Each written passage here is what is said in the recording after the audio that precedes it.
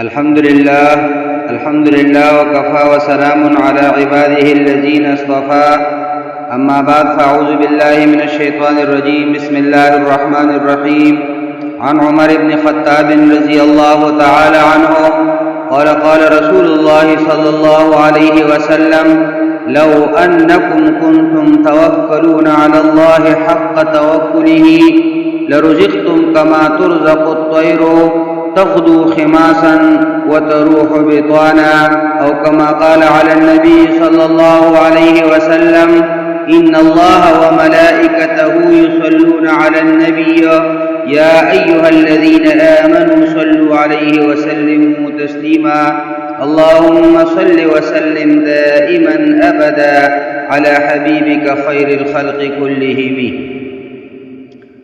میرے پیارے بھائیوں اور بہنوں، السلام علیکم ورحمۃ اللہ وبرکاتہ. ہمارے آج کی موضوع ہے توکل کسے کہتے ہیں. توکل کہتے ہیں بھروسہ کرنے کو، اور توکل علی اللہ رب العزت پر بھروسہ ہے، جو کہ انبیاء کرام کا خصوصی شعار رہا ہے، کیونکہ اللہ تعالیٰ نے خود توکل کرنے کا حکم دیا ہے. قرآن مجید میں 7 مرتبہ اہل ایمان کو صرف اللہ تعالیٰ پر بھروسہ کرنے کی تاکید کی گئی ہے. یہ آیت مبارکہ 7 مختلف مقامات پر وارد ہوئی ہے. وعلی اللہ فلیتوکل المؤمنون، سورہ توبہ کی 51 نمبر آیت ہے. یعنی اہل ایمان کو صرف اللہ پر ہی بھروسہ کرنا چاہیے. توکل کے لفظی معنی کسی معاملے میں کسی ذات پر اعتماد کرنے کے ہیں، یعنی اپنی عاجزی کا اظہار اور دوسرے پر مکمل بھروسہ اور اعتماد کرنا توکل ہے. شرعی اصطلاح میں توکل یہ ہے کہ اس یقین کے ساتھ اسباب اختیار کی جائے کہ دنیاوی و اخروی ہر معاملے میں نفع نقصان کا مالک صرف اور صرف اللہ تعالی ہے. اس کے حکم کے بغیر ایک پتی کی جنبش بھی محال ہے. ہر وجود خواہ وہ چھوٹا ہو یا بڑا اپنی بقا کے لیے اللہ کے امر کا محتاج ہے.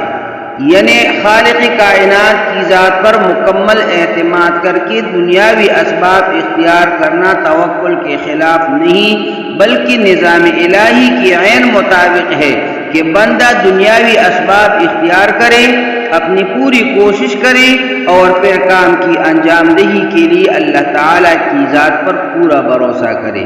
قرآن مجید کی متعدد آیات توکل کی اہمیت اور فضیلت کو بیان کرتے ہیں. ارشاد ہوتا ہے جو شخص اللہ پر توکل کرے گا اللہ اس کے لیے کافی ہوگا. دوسری جگہ ارشاد ہے اگر تم اللہ پر ایمان رکھتے ہو تو اسی پر توکل کرو اگر تم مسلمان ہو. سورہ یونس کی 84 نمبر آیت ہے. ایک اور مقام پر ارشاد ہوتا ہے تم اگر مومن ہو تو تمہیں اللہ تعالیٰ پر ہی بھروسہ رکھنا چاہیے. سورہ مائدہ 23 نمبر آیت. فَإِذَا عَزَمْتَ فَتَوَكَّلْ عَلَى اللَّهِ. ان تمام آیات میں اللہ تعالیٰ نے مومنوں کو اپنی ذات پر توکل کا نہ صرف حکم دیا ہے بلکہ اس کی انتہائی ترغیب دی ہے. پیارے بھائیو، جناب محمد الرسول اللہ صلی اللہ علیہ وسلم نے بھی متعدد مقامات پر اللہ پر بھروسہ کرنے کی تعلیم و ترغیب دی ہے. روایت میں آتا ہے کہ جب کفار مکہ احد کی جنگ سے واپس ہو گئی تو راستے میں انہیں پچھتاوا ہوا کہ ہم جنگ میں غالب آ جانے کے باوجود خواہ مخواہ واپس آ گئی. اگر ہم کچھ اور زور لگاتے تو تمام مسلمانوں کا خاتمہ ہو سکتا تھا. اس خیال کی وجہ سے انہوں نے مدینہ منورہ کی طرف لوٹنے کا ارادہ کیا. دوسری طرف نبی کریم صلی اللہ علیہ وسلم نے ان کے ارادہ سے باخبر ہو کر احد کی نقصانات کی تلافی کے لیے اگلے دن صبح سویرے صحابہ میں اعلان فرمایا کہ ہم دشمن کی تعاقب میں جائیں گے اور جو لوگ جنگ احد میں شریک تھی صرف وہ ہمارے ساتھ چلے. صحابہ کرام زخمی اور تھکے ہوئے تھے لیکن انہوں نے آپ صلی اللہ علیہ وسلم کی فرمان پر لبیک کہا.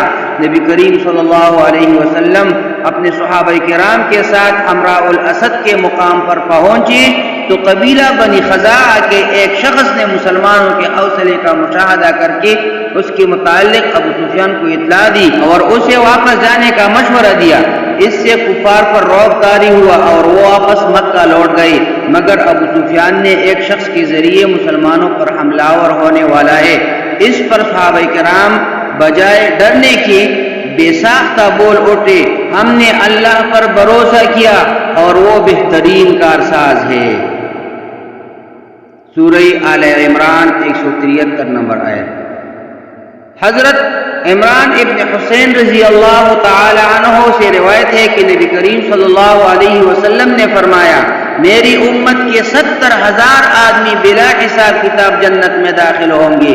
صحابہ کرام رضی اللہ تعالی عنہ مجمعین نے عرض کیا، اے اللہ کے رسول وہ کون لوگ ہیں؟ نبی کریم صلی اللہ علیہ وسلم نے ارشاد فرمایا، یہ وہ لوگ ہوں گے جو جھاڑ پھونک نہیں کرواتے، بدفعلی نہیں لیتے، آگ سے نہیں دغواتے اور رب پر توکل کرتے ہیں۔ صحیح مسلم کا حدیث ہے۔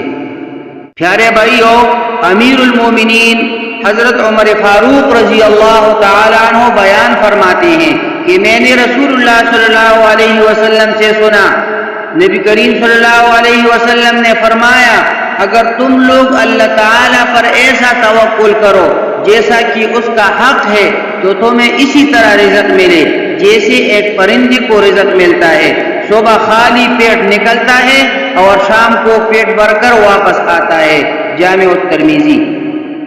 مولانا وحید الدین خان اس حدیث مبارکہ کی توضیح بیان کرتے ہوئے لکھتے ہیں کہ حدیث میں توکل کے ساتھ حق توکل کا اضافہ ہے۔ حق توکل سے مراد توکل کی شرائط ہے۔ اس کی وضاحت پرندے کی مثال سے ہوتی ہے۔ پرندہ ایسا نہیں کرتا کہ وہ بھروسہ کرتے ہوئے اپنے گھونسلے میں بیٹھا رہے، بلکہ وہ سوچتا ہے، منصوبہ بناتا ہے، اپنی آنکھ سے دیکھتا ہے اور پروں سے اڑتا ہے، تب وہ اس مقام پر پہنچتا ہے جہاں فطری طور پر اس کا رزق موجود ہو۔ اس کا مطلب یہ ہے پیارے بھائیوں کہ جب پرندہ اپنی صلاحیتوں کو پوری طرح استعمال کرتا ہے، اپنی عقل اور سمجھ سے بھرپور طور پر کام لیتے ہوئے مبنی پر فطرتی منصوبہ بناتا ہے اور اس کے لیے اپنی حاصل شدہ توانائی خرچ کرتا ہے، تو اس کے بعد ہی ممکن ہوتا ہے کہ دنیا سے اس کو وہ رزق ملے جو خالق نے اس کے لیے مقدر کیا ہے۔